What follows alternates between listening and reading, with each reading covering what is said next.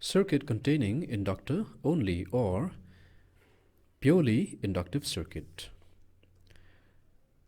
Imagine we have a circuit like this where there is a coil. This coil is also called an inductor, right? And this inductor is connected to a source of alternating EMF, right?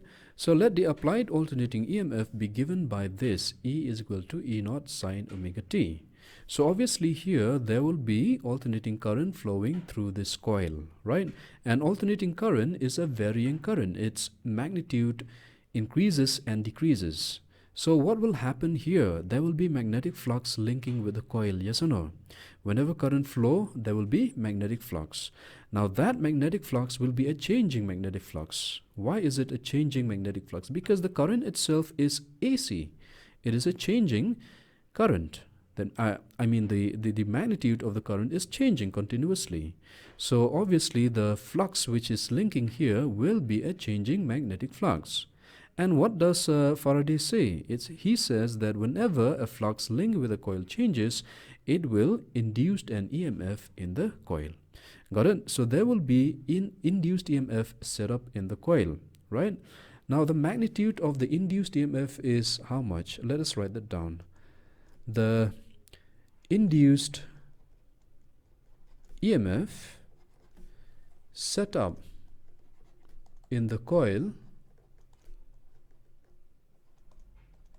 is what? Is E, let's take the magnitude, which is equal to L di dt. Okay, let's call this sum equation 1. All right. Now, so we have the two EMF, capital E here, which is the applied alternating EMF, and small e here is the induced EMF. All right. So at any instant of time, these two must be equal. They must be equal, and they are equal. Why? Because this is a purely inductive circuit. It has no resistance. Understand? So at any instant, you have E is equal to the magnitude E. Okay, or let me write it here. Let us put the value of E from equation 1. You have E naught sine omega t is equal to L di dt, right? So this implies, let us put this dt to the other side, di. So here you'll get only di is equal to what? Dt will come here and L will go down there. So this will be E naught by L sine omega t dt. Okay, so let's call this sum equation 3. Integrating both sides.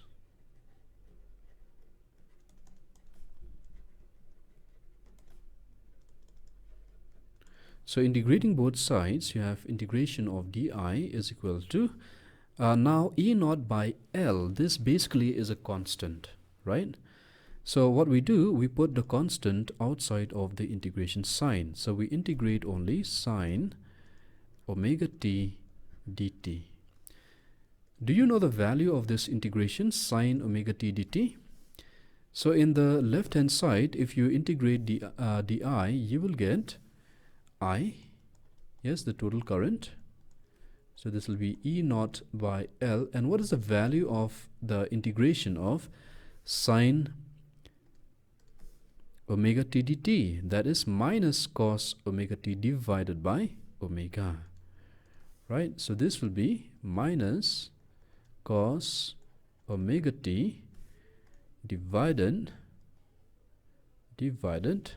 by omega. Okay, plus some constant of integration, yes or no, because this is an indefinite integration. All right, but then the value of this constant of integration is 0. Okay, so you can just have here I is equal to minus E naught by omega L cos omega t. Okay, since C here is 0. Is that clear? So this becomes I is equal to minus E naught by omega L. Now cos omega t, I can write it in terms of sine pi by 2 minus omega t. This is a trigonometric identity. Yes, cos theta, this is how much? This is sine 90 degree, right? 90 degree is nothing but pi by 2 minus theta, right? That's an identity. Okay, so we're just applying this identity out here. So here our theta is omega t. Got it? And now we are going to apply another identity out here, another rule basically. E naught omega L will observe the minus sign inside. This will change to omega t minus pi by 2. How does I get this? Where from I get this? Do you know that minus of sine theta is equal to sine of minus theta? Yes, I think you know that, isn't it? So therefore what I do is, see, minus of sine of this is equal to sine, then I put a minus inside. So basically what am I doing out here? Let me just show you so that you will understand. Okay, so basically the minus sign, I am absorbing it inside. Okay, it will be minus of pi by 2 minus omega t, right? But then if I take minus of this, how will this become? This, okay, minus and minus will become plus, isn't it? So omega t will come in front, pi by 2 will go behind. So this will be omega t minus pi by 2. Are we clear here? So that is why I got this expression out here. Is this clear here? All right, so let's name this as some equation. Now I'm writing with yellow. Shouldn't be writing with yellow. Okay, just to maintain the uniformity. All right, so what was the last equation? 3. Let's call this equation 4. Got it? So again, when will the current be maximum? So current is maximum if this part sine omega t minus pi by 2, this is equal to 1. Again, we know that the maximum value of a sine function is 1. So by putting the value of this part to be equal to 1, which part are we talking about? Exactly this part. If we put this equal to 1, then the current will be maximum. Understand or not? Let me explain that. You see here, this current here is depending on this value, right? And this is a sinusoidal value. That means it has maximum values and minimum values. So depending on the value of this function out here, I also can be maximum or minimum. And what is the maximum value of a sine function? It is 1. Got it? So by putting this part equal to 1, we get I to be maximum. So clear? So therefore here, I max, and what is the maximum value called? That is called the peak value of current, yes or no? And we denote that by I naught. So I naught here will be what? Putting this part equal to 1, we are left with only this part, E naught by omega L. Let's call this some equation 5. Put this inside of a box. Okay, we are going to need that later on. Got it? So let us switch equation 5 in equation 4. So therefore equation 4 becomes I is equal to I naught sine omega t minus pi by 2. Okay, so this is the expression for the alternating current in a purely inductive circuit. Got it? Let's call this equation 6. Okay, now what we will do here is we will compare the alternating current and the alternating EMF, which is written in equation 1. Got it? So we're going to draw the graph of these. Okay, first of all we'll draw for the EMF, and then we will draw for the current later on. All right, so here Okay, just before we draw the graph, let us discuss something. So you see here the current is given by this. Let me write it in another page so that you will understand better. Let me write it in yellow. Okay, the current is I. Yellow did not come. I is equal to I naught sine omega t minus pi by 2, and the EMF E is equal to E naught sine omega t.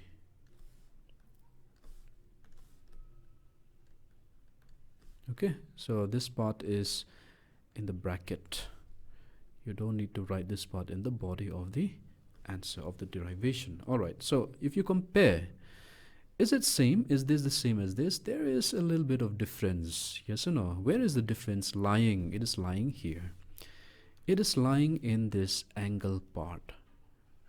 You see, here it is omega t. Okay, when time t is 0, E will be 0, right? Because sine 0 is 0. Okay, so it basically means that the EMF is starting from the origin. So if I plot the graph like this, I will get an EMF like that, starting from the 0 when omega t is 0. Got it? But then when omega t is 0, then we have here, see, we have here, let's put t to be 0 out here. You will get sine of minus pi by 2, right? Sine of minus pi by 2 is minus sine pi by 2. Got it? So you will get here I naught of sine minus pi by 2. But then this minus can be taken outside. You have minus I naught sine pi by 2, right? And what is sine pi by 2? Sine 90 is 1. So you have minus I naught. You see? So I here will be minus of I naught. Minus of I naught will be somewhere here. Okay? That is minus I naught. So when t is 0, E is starting from this point, but I is starting from that point. You see? So this I current will be going like this.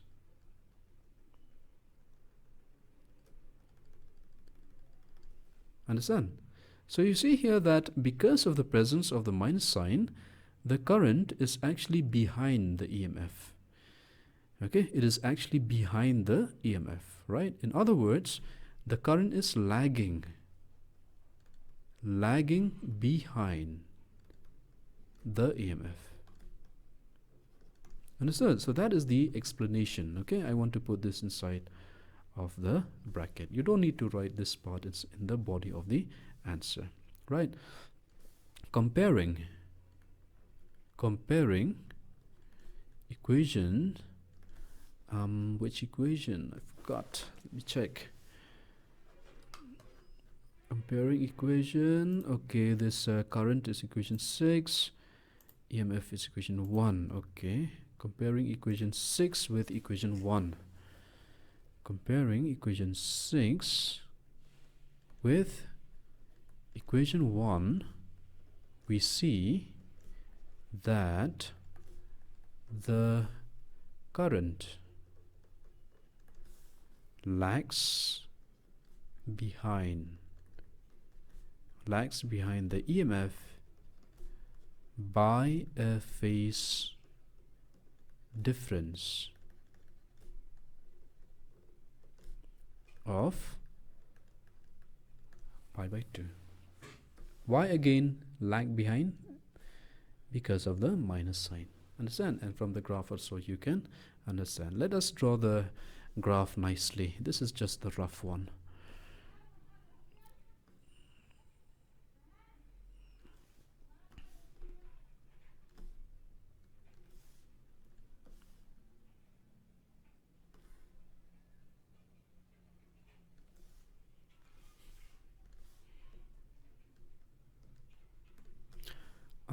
Let us draw the EMF first of all.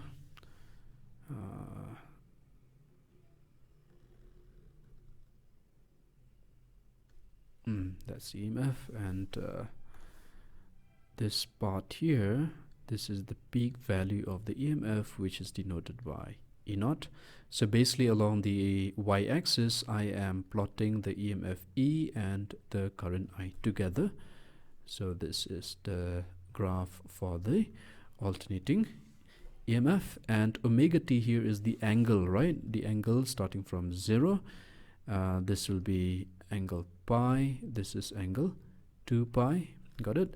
And somewhere here, this is pi by 2, and this part here is 3 pi by 2. Okay, so when this angle is 0, the current is coming from down here. Let me draw using a different color, green. And what about the amplitude or the peak value of the current? That is important to check. You see here, I naught is actually E naught divided by omega L. Again, it is divided by something. So who can tell me which one is larger, E naught or I naught? E naught here is omega L times of I naught. So basically, E naught is larger than I naught. Okay, this is important to note. Right, so the current will be coming like this. It'll be coming from here. Sorry.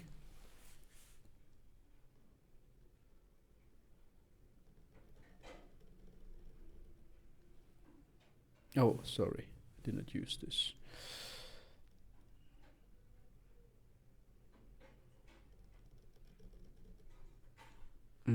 Like that. Okay, and this peak value of the current, this peak value here,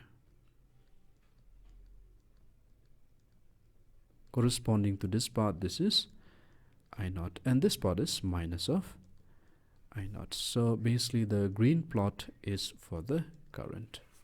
Okay, so in the exam also you have to plot this graph. All right, now the phasor diagram. Okay, so we have this y-axis and we have the x-axis.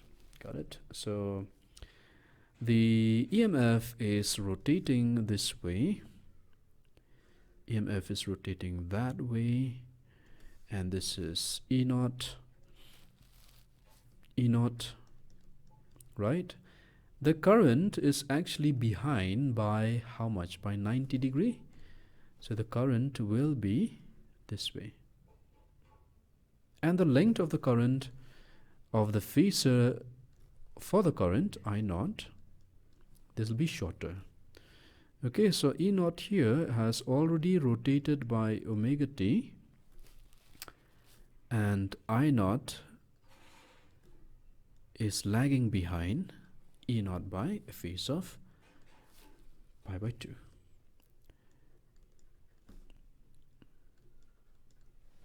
Is it clear here?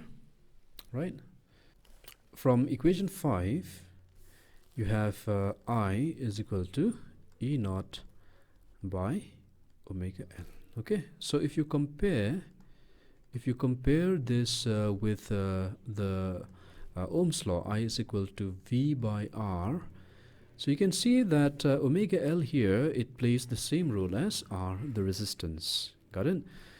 So this omega L, the quantity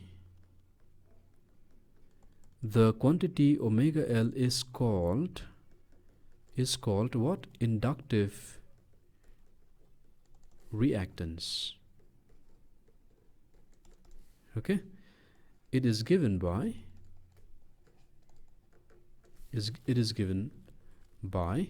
XL is equal to omega L.